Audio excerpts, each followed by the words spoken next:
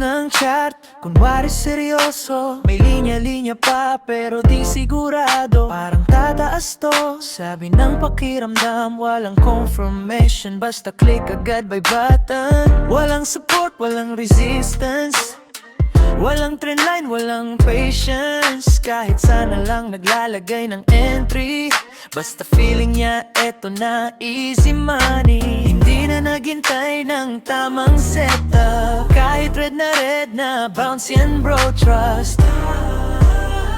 Hulalisis lang ang puhunan, walang plano, puro kabahan. Pag tumaan galing ko, pagtalo manipulate. Dito ay dito, sell doon, kahit saan na lang tutok.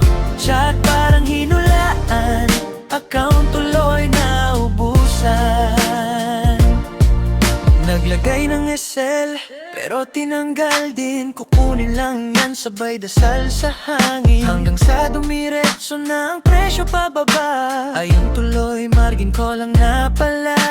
Nag-YouTube, naghanap ng strategy, pero kinabukasan iba na ulit ang theory. Lahat na sinubukan, wala pa ring sistema, kasi hulalisis pa rin ang nangingibabaw sa kanya. Hindi sa swerte ang trading kaibigan, kailangan ng disiplina at tamang kaalaman.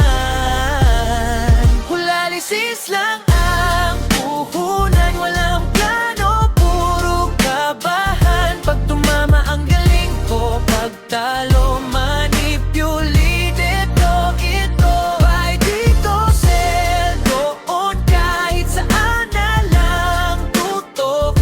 Chat parang hinulaan, account tuloy na ubusan.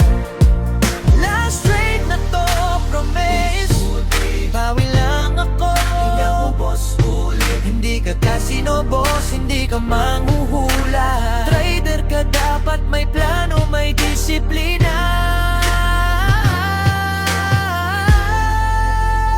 Tigilan mo na ang hulalisis mo, kung ayaw mong maubos ang puhunan mo. Aralin ang galaw, wag puro hula, para profit naman, hindi puro luha.